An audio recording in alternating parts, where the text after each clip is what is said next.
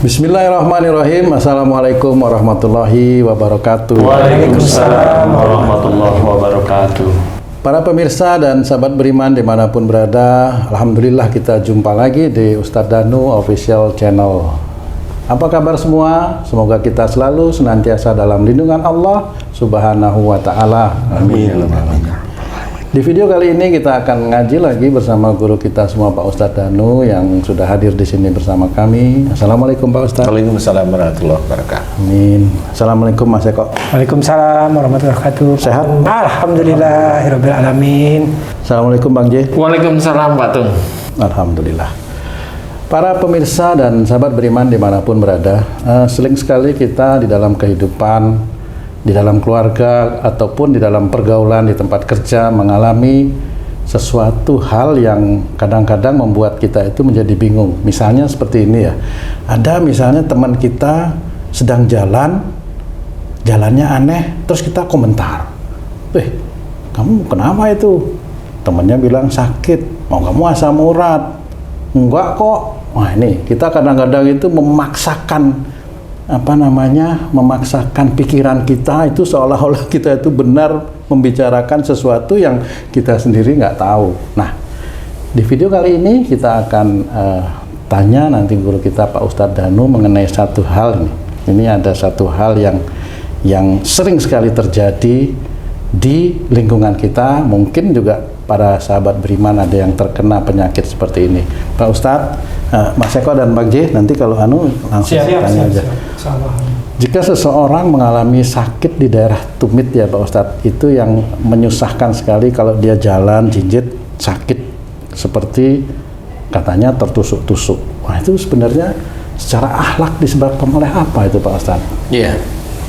Bismillahirrahmanirrahim. Assalamualaikum warahmatullahi wabarakatuh. Waalaikumsalam warahmatullahi wabarakatuh. Amin ya rabbal alamin. Iya, memang ini agak susah-susah gampang untuk menganalisa, tapi insya Allah alhamdulillah sudah banyak sekali pasien yang sakit pada tumit yang seperti ditusuk tersebut itu diberi kesembuhan oleh Allah Ta'ala ya. Alhamdulillah. Nah, memang ini kalau dibilang itu asam urat, tes darah bukan asam urat, bukan kolesterol, tapi kok tumitnya sakit.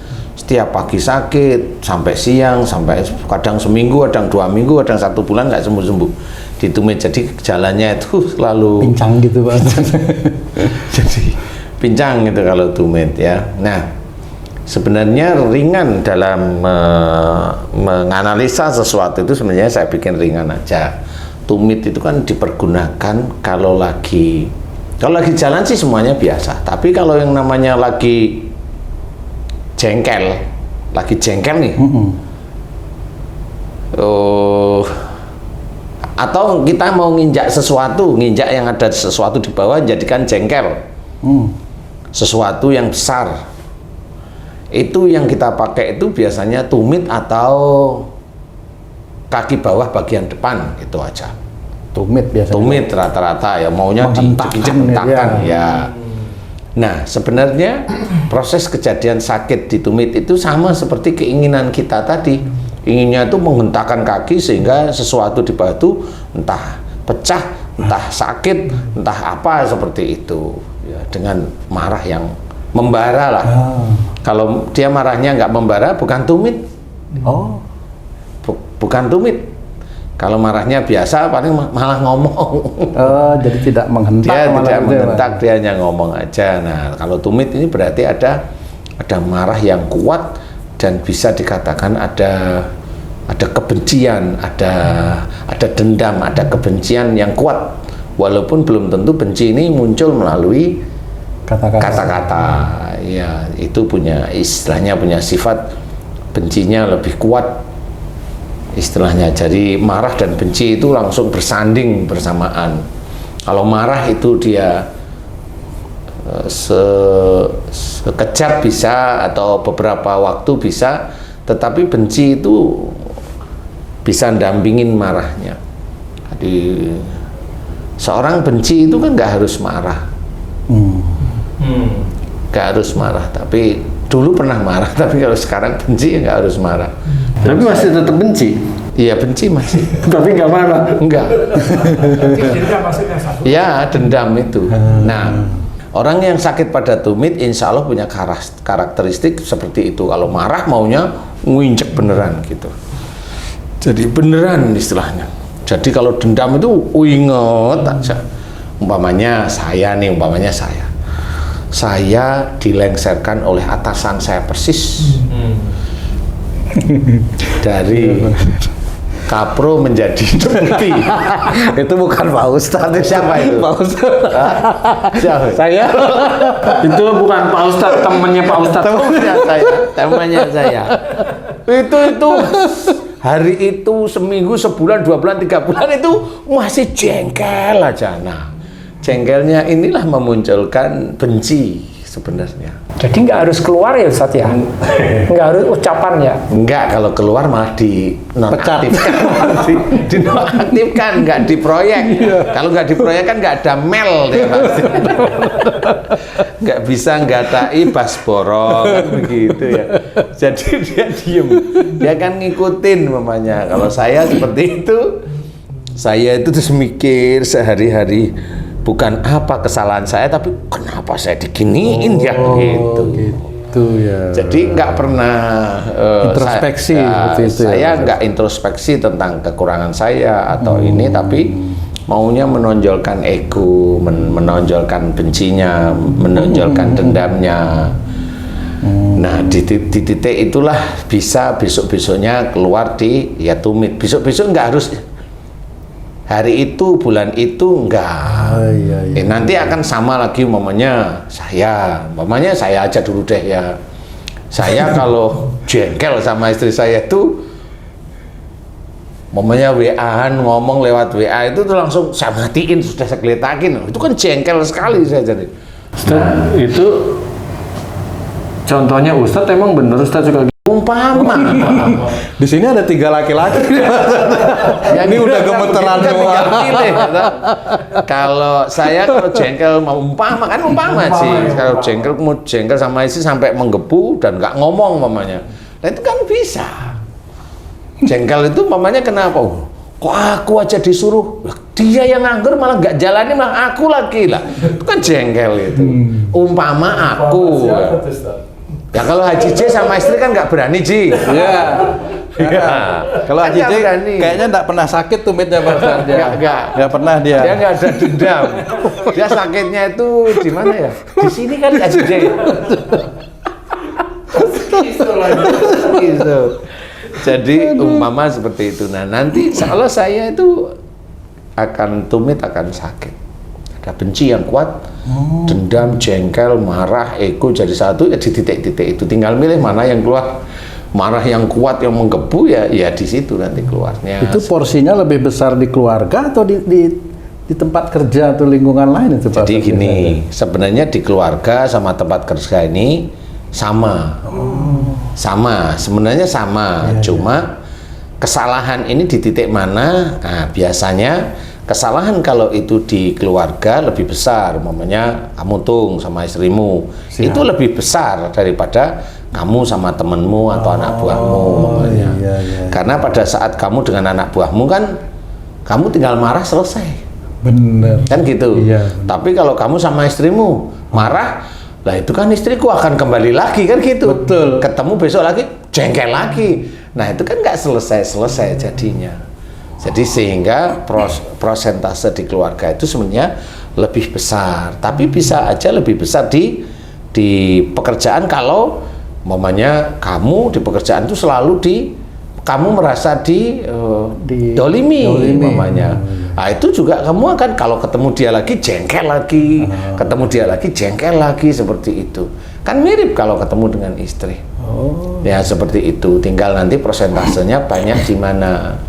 Kalau banyak di istri ya nanti di kaki, kalau di keluarga ya di tangan.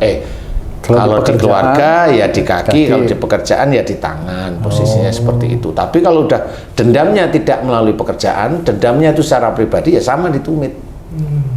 Gitu. Dendam secara pribadi itu ditumit nanti. Tapi kalau jengkel di pekerjaan, wah aku padahal aku nggak ini wah itu nanti di tangan. Seperti itu. Kalau nggak di tangan dirusuk. Tapi intinya, insya Allah itu biasanya dari marah yang menuju ke arah kebencian atau menuju ke arah dendam sama kaku seperti itu. Ustaz, lanjut ya Ustaz. Kalau posisinya Ustaz di tumit kanan sama di tumit kiri ada bedanya nggak Ustaz? Ya tetap insya Allah ada bedanya. Kalau di kanan itu biasanya dia apa yang dikerjakan itu kelihatannya baik, kelihatannya baik gitu ya. Saya nggak bilang itu baik beneran, kelihatan aja di titik baik. Kalau di kiri ya apa yang dikerjakan itu ya nggak baik gitu. Kalau mamanya yang sering itu sakit yang di kanan aja, mamanya ya kelihatannya yang dikerjain itu ya baik, tapi penuh dengan jengkel, emosi, marah dan sebagainya. Kenapa saya yang di kanan kok kiri enggak? Ya belum aja. Kalau kanan itu sakitnya udah pincang-pincang, yang kiri bisa nggak jalan besok. Bener, ngesot biasanya tuh bisa itu karena sakit dua-duanya kan. bisa bukan suster ngesot, kontraktor ngesot. Kapro ngesot ya. Bisa saya punya cerita juga waktu saya masih aktif di kerjaan. Bukan istrinya teman ini, bukan ya? Teman. Ini teman ini. Teman ini seorang istri. Oh iya. Wanita berarti. Ini wanita. Dia pagi-pagi ketemu saya, waduh, Mas Jai, terima kasih banyak. Apa? Terima kasih, saya juga pusing gitu. Terima kasih apa Mbak? Alhamdulillah kaki saya sembuh katanya. Maksudnya sembuh? Nah, rupanya saya udah lupa Ustadz tentang keluhannya. Dia itu telapak kaki bagian belakang, tumit ya di bawah itu sakit Kak, ditusuk-tusuk gitu kan. Sampai dia tidak tahan ke dokter. Ke dokter, dokternya perempuan. Ternyata dokter penyakitnya sama. Terus saya tanya, dikasih obat nggak? Enggak lah, orang dia sama, dia minum obat juga Nggak sembuh. nggak sembuh katanya. Akhirnya saya ingat dulu Mas Jai bilang suruh minta maaf ke suaminya dan anak-anak gitu. Udah saya minta maaf sampai nangis segala macam. Alhamdulillah pagi bangun tidur sembuh. Nggak sakit lagi. Makanya saya pagi-pagi saya nemuin Mas Jai ini katanya. Oh alhamdulillah, alhamdulillah. Tapi itu dijaga, jangan sampai lupa lagi. Berarti seperti itu Ustaz. Ternyata. Ya memang mirip seperti itu Ji. Jadi kaki itu insya Allah berhubungan dengan persoalan-persoalan keluarga, tinggal mana titiknya sakit seperti itu. Jadi itu sebenarnya alat untuk mengingatkan kita aja agar kita itu masih ada kesalahan di hadapan Allah. Kalau ada salah ya mohon ampun pada Allah. Kalau salahnya tinggal lihat pada siapa ya, sering begini. Kalau sama suami atau sama istri ya minta maaf, serius kan gitu ya. Jangan hanya minta maaf tok nanti diulang lagi, jangan minta maaf tok nanti diulang lagi, ya janganlah di situ. Karena proses untuk mencapai, sebenarnya hidup di dunia ini kan sebenarnya khusus bagi orang muslim ya, itu kan yang dicari sebenarnya surga. Nah sebenarnya alat untuk mendetek bahwa kita itu masih banyak salah dan dosa itu di hadapan Allah itu ya tubuh kita itu sendiri. Indikator. Iya, tubuh kita ini sendiri. Jadi kalau istilahnya Allah sudah menceritakan dalam Quran ya, salah satunya dalam surat As-Sajdah 2 saya ceritakan, wala nutikannahum minal adabil adna dunnal adabil akbari la'allahum yarji'un. Nah, di sini yang harus kita ketahui adalah bahwasanya Allah itu akan memberikan, ditimpakan siksa kecil di dunia kepada mereka sebelum siksa besar di akhirat. Yang harus kita ketahui bahwa ini pun tetap dibahas oleh Allah Ta'ala dalam Quran. Berarti kalau kita itu sakit, kita difahami bahwa sakit itu atau siksa kecil, sakit dari mana? Dari perbuatan kita sendiri. Ayatnya jelas, wa ma asabakum min musibatin fa bima kasabat aydikum. Apa saja musibah yang kita terima atau sakit yang kita terima itu disebabkan dari buah tangan kita sendiri. Nah sebenarnya kalau sudah kita fahami, ayo kita kembali mohon ampun kepada Allah Ta'ala. Nah, yang banyak orang tidak tahu adalah kalimat belakang dari as-sajadah tadi, wala nutikannahum minal adabil adna dunnal adabil akbari la'allahum yarji'un. Nah, la'allahum yarji'un inilah sebenarnya obatnya. Dan Allah akan menimpakan kepada mereka siksa kecil di dunia, yaitu sakit, sebelum siksa besar di akhirat, yaitu masuk neraka. La'allahum yarji'un artinya agar mereka kembali ke jalan yang benar. Nah, sebenarnya diceritakan di kehidupan sekarang itu ada orang sakit, besok sakit itu kalau nggak dibereskan kembali pada syariat Allah akan masuk neraka. Makanya agar mereka kembali ke jalan yang benar ini apa? Jalan yang benar itu apa? Satu Quran, satu as-sunnah Rasulullah Muhammad SAW. Nah, ini yang harus kita fahami. Jadi sebenarnya kalimat di atas ini dengan la'allahum yarji'un ini bisa menjadi obatnya, yaitu taat kepada Allah, atiullah wa rasul. Taat kepada Allah dan taat kepada Rasul ini harus dimengerti. Makanya pelajaran akhlak, pelajaran sakit pun sebenarnya harus kembali kepada Quran dan Sunnah sebenarnya. Jadi jangan dianggap remeh. Kalau memang itu dianggap remeh, ya monggo. Kalau ibaratnya kita mendengarkan salah satu hadis di surat Yasin bahwa nanti tangan dan kaki akan menjadi saksi, ya sama. Saksi itu apa yang kita kerjakan? Ya betul. Yang ngomong itu insya Allah akan malaikat yang mendampingi. Kaki itu juga sama, kalau ada sakit ya nanti malaikat itu akan cerita sakitnya karena ini, kan seperti itu. Kalau ibaratnya dia itu banyak dosa tapi Allah belum memberikan sakit karena memang dia tidak emosional mamanya, ya memang dia nggak sakit tapi dia banyak dosa, ya tetap aja malaikat tetap akan membawa catatannya mereka. Jadi jangan dianggap remeh bahwa sakit itu hal biasa kemudian taruh di rumah sakit sembuh. Nah, akhirnya orang muslim itu akhirnya lupa bahwa orang muslim itu harus kembali ke jalan Allah. Jadi tidak bisa sembarangan. Kalau ke dokter boleh, ya boleh namanya ikhtiar. Tapi akhirnya apa? Kalau dia sakit pasti ke dokter. Nggak mau yang namanya sakit, mohon ampun. Jarang sekali muslim yang paham. Karena dianggap sakit itu gugurkan dosa. Loh, ya emang boleh, tapi dosa yang mana nih?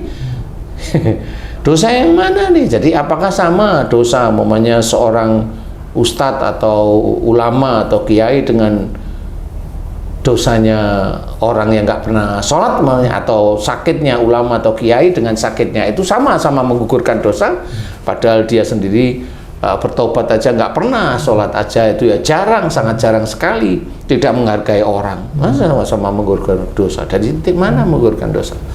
Kalaupun ulama atau ustadz, ya wallahu alam kita nggak tahu. Intinya kalau memang itu akan kembali ke jalan Allah, mudah-mudahan itu akan dimudahkan oleh Allah Ta'ala. Jadi caranya bagaimana?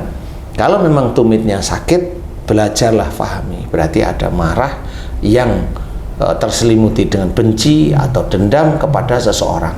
Kalau itu seminggu, 2 minggu, 3 minggu nggak sembuh, insya Allah itu dendamnya kepada siapa? Bisa kepada pasangan, bisa kepada orang tua atau mertua, atau bisa kepada teman kerja. Jengkel sekali seperti itu. Nah, kalau itu ketemu, diem, renung, mohon ampun kepada Allah Ta'ala, satu pada pasangan mohon ampun, kemudian minta maaf. Kok belum sembuh? Kepada orang tua minta maaf, kemudian tiap hari kok belum sembuh nih, udah 3 hari seminggu nih belum, berarti tidak di titik itu. Bisa aja dengan teman kantornya menjengkelin. Kalau nggak dengan teman kantornya, kalau dia dilihat kayaknya tipenya nggak jengkel sama teman kantor, sama siapa? Pimpinannya. Berarti sama pimpinannya. Yang mendepak dia dari kapro menjadi deputi. Iya. Nah, itu bisa jadi seperti itu. Kemudian ya, dia harus minta maaf kepada orangnya atau mohon ampun kepada Allah Ta'ala. Serius, jangan diulang lagi. Kalau tidak diulang lagi, belajar untuk istiqomah tidak mau mengulang, insya Allah bisa sembuh cepat. Insya Allah seperti itu. Ustaz, kalau kita meminta maaf sama dengan orang yang kita zolimi, yang tadi Ustaz bilang, apakah minta maafnya itu supaya penyakitnya sembuh atau gimana, Ustaz? Ya, sebenarnya boleh-boleh aja karena umpamanya JJ tahu sakitnya itu dari orang yang kita dolimi, boleh silahkan. Niatnya itu. Iya boleh silahkan. Tapi meminta maafnya ikhlas. Bukan hanya pengen sembuh, tapi benar-benar tahu kalau saya dolimi dia. Nah kan gitu. Persoalan sembuh itu nanti, tapi tahu sakitnya itu dari itu. Tahu, tapi ikhlasnya harus lebih kuat daripada keinginan untuk sembuh. Sebenarnya hanya itu, Ci. Oh, karena yang diutamakan adalah permohonan maaf atas zolimnya. Masalah sembuhnya insya Allah dapat bonus. Ada bonusnya lah seperti itu. Sama kerja 1 tahun di kontraktor, bonusnya ada itu ya. Normal di kontraktor. Saya ada kalimat normal di kontraktor loh ya. Sudah tergelitik aja. Iyalah, normal di kontraktor ya kan. Bonusnya kan diambil dari mana, lah itu biar jawab sendiri-sendiri aja. Biasa kalau orang kerja kan yang dicari bonus, Pak Ustadz. Iya. Bukan berkah ya. Bukan. Tapi dia selalu ngomong kalau kerja kalau bisa berkah kan gitu. Ya. Ustadz, kalau ada orang yang sakit tumitnya udah akut, istilahnya udah parah deh seperti itu, dengan permohonan maaf kepada orang yang jolimi, apakah yang diambil hikmahnya kesembuhannya atau taubatnya, Ustadz? Semuanya sebenarnya. Kesembuhan itu sebenarnya bonus dari Allah aja. Yang dilihat oleh Allah Ta'ala itu ketulusan dia meminta maaf atau ketulusan dia memohon ampun. Karena saya pernah ngalami di tumit itu ada nanah di situ, Ci. Dan nanah itu keluar terus nggak pernah bisa bisa hilang. Saya pernah. Berarti ada lubangnya gitu, Ustaz? Iya, pecah. Bisul, kayak bisul gitu, Enggak, Pak? pecah aja di tumit itu pecah. Astagfirullah. Jadi keluar nanah di situ. Pak Ustadz pernah seperti itu? Hah? Pak Ustadz pernah ya? Kalau saya alhamdulillah enggak. Oh, nemuin ya? Nemuin. Nemuin di mana? Kok nemuin? Di klinik. Iya. Jadi setelah saya kasih tahu ini pecah benanah itu jadi seperti gini. Jadi istilahnya kalau sampai benanah ini dia saking benci dan jengkel dan dendamnya itu sampai dia cerita terhadap orang yang dibencinya itu masih ada ini dan ceritanya ada ditambah-tambah. Seperti itu. Nah, itu biasanya bernanah.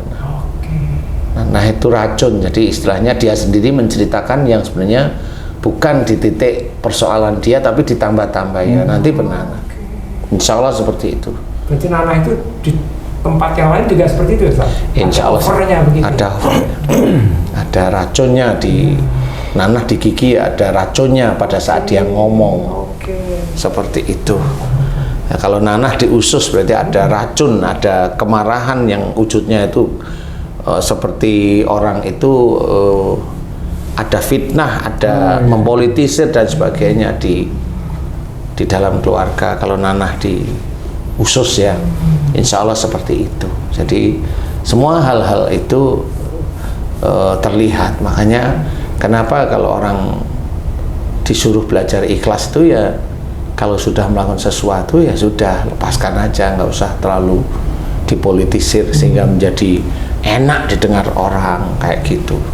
Tapi juga kalau orang mempolitisir sesuatu belum tentu dia itu juga bernanah, karena untuk mencapai nanah itu dia harus dengan emosi. Biasanya harus dengan emosi. Kalau dia mempolitisir sesuatu kemudian tidak emosi, kemudian dia memfitnah, dia tidak emosi, ya nanah nggak akan keluar. Keluarnya nanti kalau masuk neraka. Udah langsung. Iya, tetap catatannya dia ada walaupun dia tidak bernanah. Insya Allah. Wallahu a'lam. Baik, alhamdulillah, terima kasih banyak Pak Ustadz penjelasannya mengenai sakit di tumit. Para pemirsa dan sahabat beriman dimanapun berada, mudah-mudahan apa yang telah disampaikan oleh guru kita Pak Ustadz Danu, bagaimana beliau memberikan analisa dan solusi kepada kita terhadap sakit yang terjadi di tumit. Mudah-mudahan ini bisa bermanfaat untuk kita semua. Amin. Khususnya bagi diri kami. Amin. Saya Tung pamit diri, sampai jumpa di video kami yang lain. Jika ada kata-kata kami yang salah dan kurang berkenan, kami mohon maaf. Wassalamualaikum warahmatullahi wabarakatuh. Waalaikumsalam warahmatullahi wabarakatuh. Alhamdulillah.